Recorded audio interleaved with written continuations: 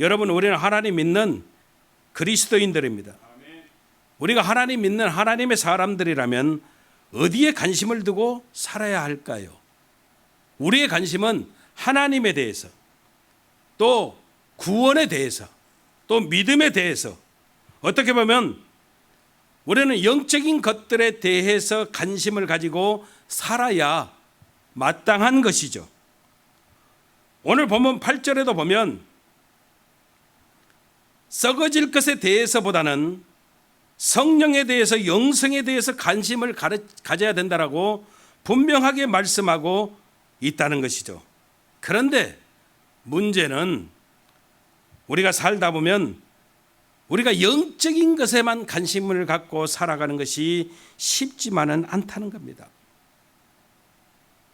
저도 이제 자녀들이 정년기에 다 결혼 정년기에 들어서고 있는데, 이렇게 우리 예수 믿는 성도님들 이렇게 보면은 내 자녀가 누구를 만날 때 제일 관심이 뭐가 돼야 돼요? 하나님 잘 믿어? 여기에 사실은 관심을 가져야 되는데, 대체적으로 제일 먼저 물어보는 게 뭐냐면 뭐 하는데? 뭐 하는데? 학교는 어디 나왔는데? 또 조금 더 나가면 아버지는 뭐 한대? 이 말은 뭔 말이에요? 집안에 돈이 좀 넉넉해? 이런 것, 세상적인 것에 관심이 나눠진다는 것이죠. 여러분, 저와 여러분들은 분명하게 예수 믿는 하나님의 자녀들이기 때문에 영적인 것에 집중하는 모습이 있어야 돼요. 근데 또 이렇게 보면은, 제가 목회를 하다 보면 성도님들이 그래도 감사하게 영적인 것에 집중할 때가 있어요. 그때가 언제냐면 장례식장 갈 때예요. 이때만은 돌아가신 분이 뭐 하는 사람이었는지, 어디 대학 나왔는지, 돈은 좀 있는지, 이런 거 절대 관심 없어요. 아이고, 저분이 예수 믿고 천국 갔는지 아니면 그냥 살다 갔는지, 여기에 우리가 관심을 갖게 되죠. 여러분, 무슨 말이냐면 이 땅 살면서 우리는 관심이 나뉘어질 수밖에 없지만은 마지막 하나님 앞에 서게 될 때, 그때는 무엇이 중요한가 하면 세상 관심 가졌던 것, 그렇게 되고자 하고 또 갖고자 원했던 것, 이것은 전혀 쓸데없다는 거예요.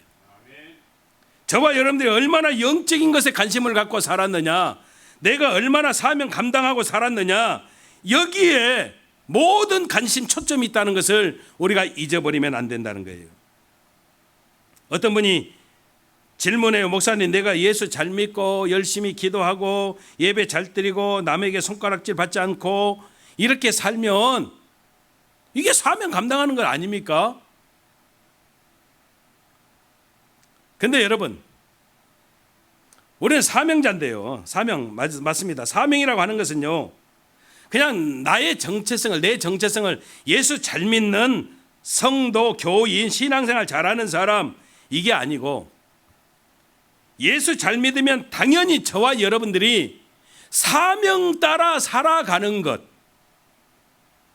이것이 여러분 정말 예수 잘 믿는 사명 감당하는 사람이 되어짐을 우리가 분명하게 깨달아야 된다는 거예요.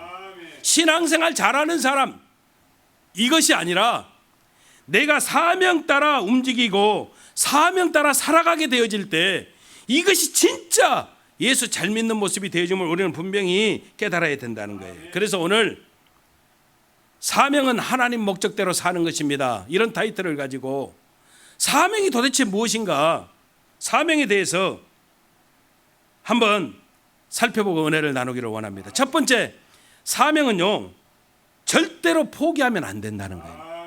사명은요, 포기하면 끝장나는 거예요. 사사기 백성들 보면 처음에 가장 먼저 나오는 것이 이스라엘 백성들이 사명을 포기하는 이야기가 성경이 기록이 됩니다. 이스라엘 백성들이 가나안 땅에 들어와서 그들의 사명은요, 다른 것 아니에요. 가나안 정복 전쟁을 하면서 모든 땅을 다 회복하는 거예요. 근데 사사기 시대에 들어와서는 그 땅이 아직도 남아있는데, 물론 많이 남지 않았지만 아직도 남아있는데, 사명이 있는데, 그때부터 사명을 포기하기 시작하는 거예요. 자기들의 판단과 기준을 가지고 선별합니다. 아, 저 족속은 산지에 있어서 저기는 우리가 정복할 수 없어. 포기하는 겁니다. 아, 저 민족은 너무 강한 민족이 되어져서 우리가 지금은 아니야. 왜? 전쟁하면 많은 희생이 따르고 또 손해도 많고 지금은 아니야. 그냥 패스하고 가는 거예요. 또 심지어는 약한 족속은 저들은 우리가 나중에 노예로 쓰면 돼, 노예로. 그러면서 자기 합리화를 만들어서 사명을 포기하기 시작합니다. 지금도 좋은데, 지금도 이렇게 편안한데. 여러분, 사사시대는 영적인 암흑기인데 그 처음 시작이 바로 이스라엘 백성들이 사명을 포기하는 데서 시작되어졌음을 우리가 분명하게 깨달아야 된다는 거예요. 그래서 어떻게 됩니까? 사명자로서의 정체성을 잃어버리고 사명을 포기해버리니까 그들이 썩어가기 시작하고 나중에는 끝장나 버렸다는 거예요.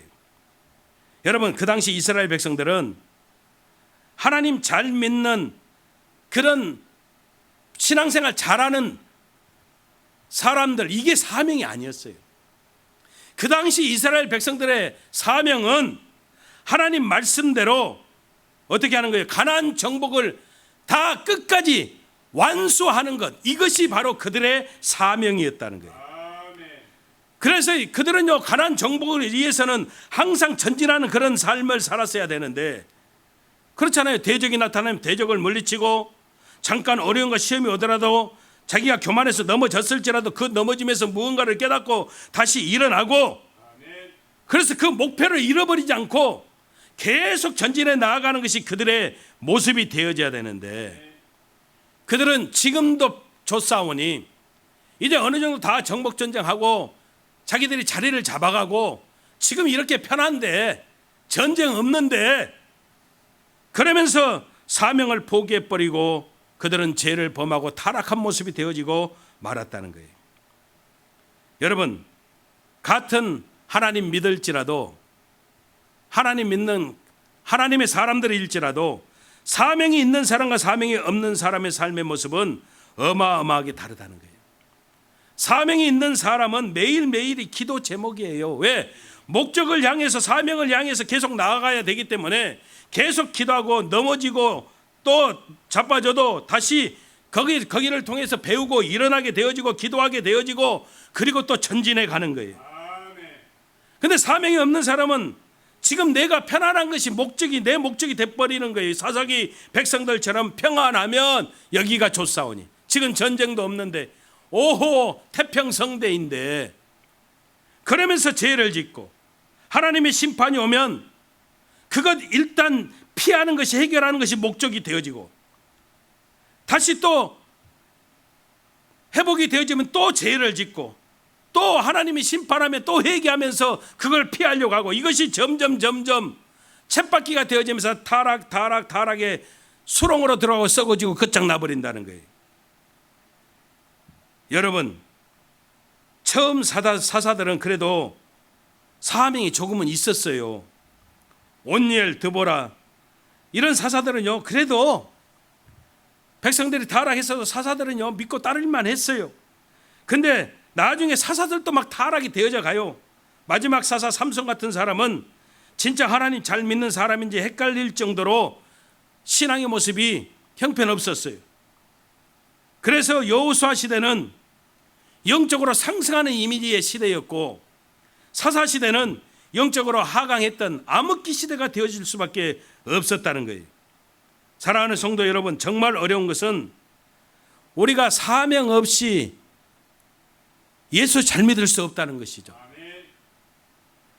저와 여러분들이 사명 감당함이 있어야만 우리가 승리할 수 있음을 우리가 분명하게 깨달아야 된다는 거예요. 내가 일주일에 한 번 교회에 나와서 예배를 드리고, 지금은 교회 나올 수도 없고 영상 예배를 드리는데 정말로 제가 안타까운 것이 영상 예배를 드리는 것, 이 일주일에 한 번 나와서 예배를 드려도 사실 우리가 영적인 상태를 유지하기가 참 쉽지 않은데 이렇게 영상 예배를 6개월 이상 가다 보니까 너무너무 안타까워요. 지금 우리들의 신앙의 모습들을 여러분들이 한번 점검해 보세요. 그래서 우리 교회는 9월 첫째 주일부터 현장 예배를 함께 온라인 예배와 함께 진행을 하는 거예요. 지금 뉴욕의 상황이 뭐 특별하게 좋아진 것 없잖아요. 그런데도 불구하고 현장 예배를 드리는 이유가 여기에 있다는 것이죠. 여러분, 사명자의 삶이 있어야 우리는 우리의 삶을 예수 믿는 그리스도인의 삶으로 만들 수 있음을 우리는 깨달아야 돼요. 그러므로 여러분, 절대적으로 어떤 일이 있어도 우리는 사명 포기하면 안 돼요. 사명 포기하면, 따라합시다. 사명 포기하면 끝장나는 겁니다. 끝장나는 겁니다. 그래서 사명이 있는 사람들이 아름다워요. 사명이 있는 사람들은 이 힘들고 어려운 때도 사명 따라서 하나님의 인도하심 따라서 발걸음을 옮기는 거예요. 절제하게 사명자로서 사명 감당하고 승리하는 우리 성도들 되시기를 주님 이름으로 축원합니다. 두 번째 우리가 생각해 보는 것은 사명이 있어야 내가 가장 행복하다는 거예요. 사명이 나를 가장 행복하게 만든다는 것이죠. 우리는 예수님을 통해서 섬김을 보았고요. 예수님을 통해서 사랑을 우리가 배웠어요. 그래서 섬김을 베푼다 그러고 사랑을 나눈다, 사랑을 준다 그렇게 이야기해요.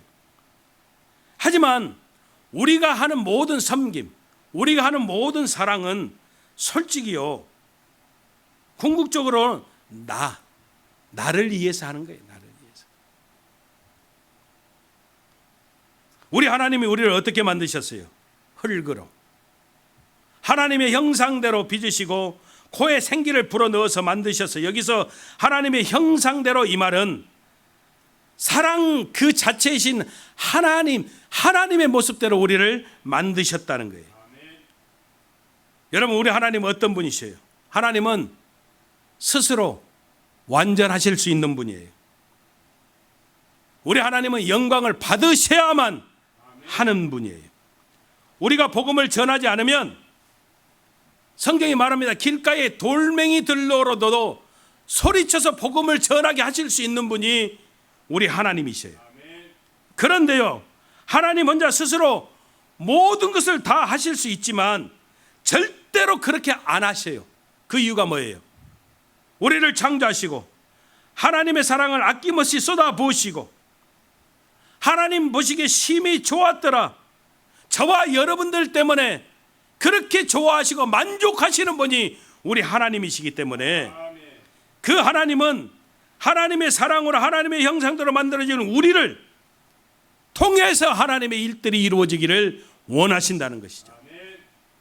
여러분, 우리 하나님이 가장 만족하시고 기뻐하실 때가 하나님의 형상으로 만들어진 저와 여러분들이 사랑할 때 그래요. 사랑할 때.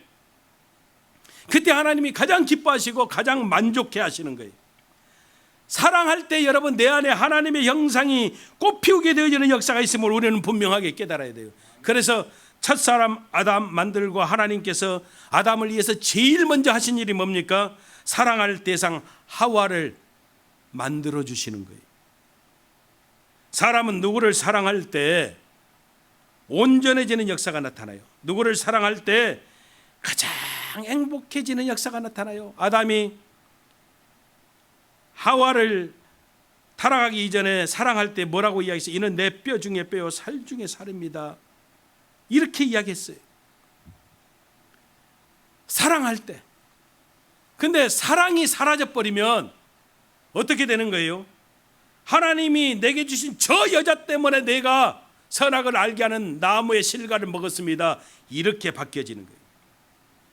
사랑할 때, 내가 섬길 때 내가 온전해져요. 여러분, 저는 여기서 중요한 것을 깨닫게 되어집니다. 아담과 하와 처음에 에덴 동산 타락하기 이전에 사랑하고 그래서 온전한 축복을 하나님이 주셨는데 타락하고 난 다음에 그들을 쫓아내셨어요.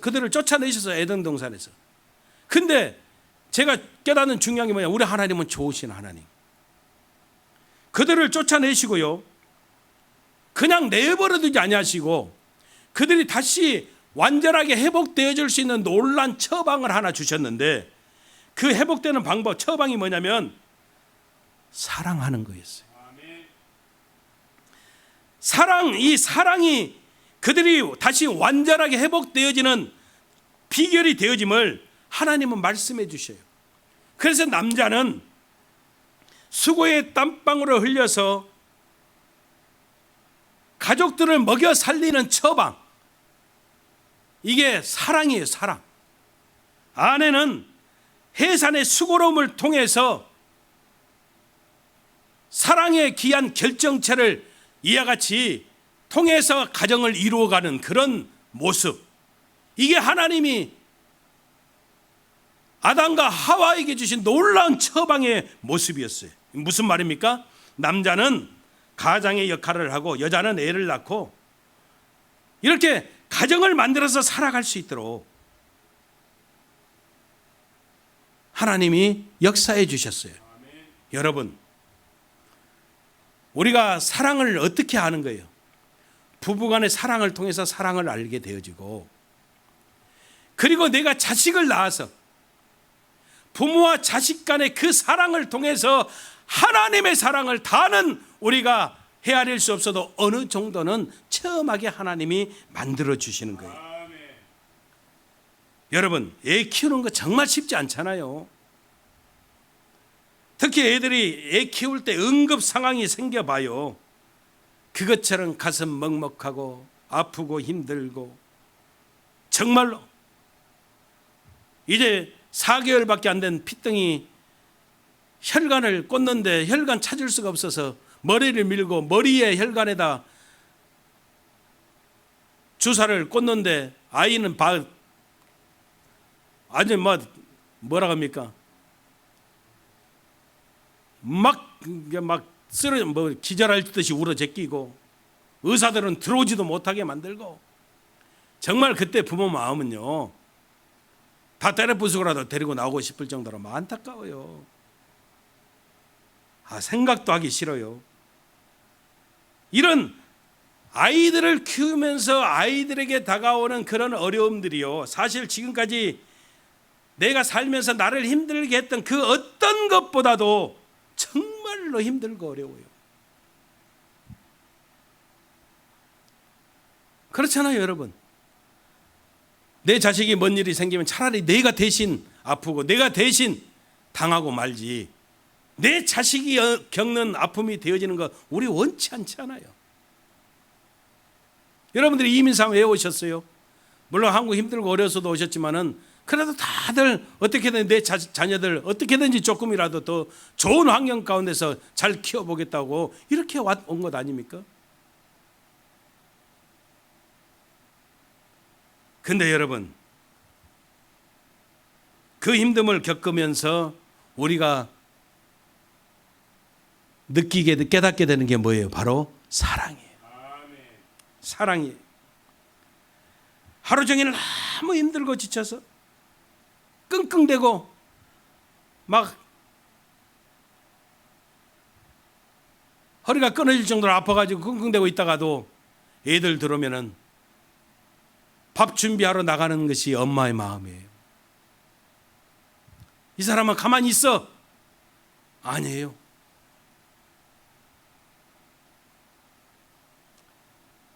여러분, 더 기가 막히게 놀라운 사실은 그런 사랑을 통한 희생 가운데 나를 회복해 해주고 충만케 해주는 기쁨이 있더라는 거예요. 이것을 우리가 더 기가 막힌 하나님의 은혜로 체험하게 되는 거예요. 내 몸은 힘들어요. 생각해봐요. 허리가 아파서 끙끙대고 있다가도 애가 오면은 그냥 올라가서 밥을 차려주고 그 애가 맛있게 먹는 그 모습만 봐도 허리는 여전히 아프고 힘들지만 내 안에 그 기쁨은요, 이루 말할 수가 없어요.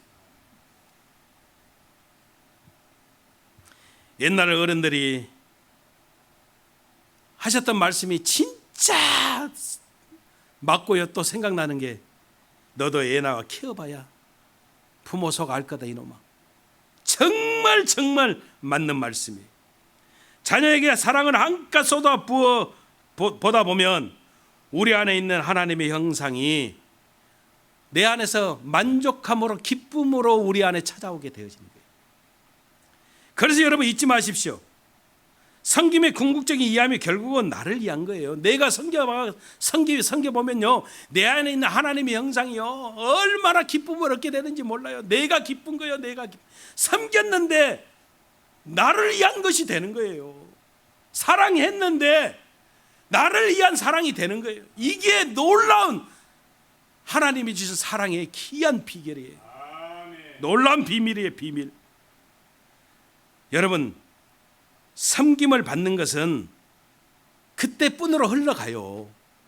근데 내가 누군가를 사랑하고 섬기면 여러분, 그것은 계속 내 안에 기쁨으로 자리 잡는 거예요. 말로 다 할 수 없는 만족함으로 찾아오는 거예요. 나를 회복해 만들고 내가 힐링이 되어지고 내가 다시 한번 하나님의 형상을 통해서 무엇과도 바꿀 수 없는 하나님의 은혜로 내가 채워지는 놀라운 역사가 나타나게 되어진다는 거예요. 여러분, 그래서 강권적으로 여러분들에게 부탁해요. 사명 따라 사십시오. 그리고요, 사랑하십시오. 사랑하십시오. 기쁨으로 섬기십시오. 가장 쉬운 사랑과 섬김의 시작이 그래서 우리가 하나님의 사랑을 전하는 거예요.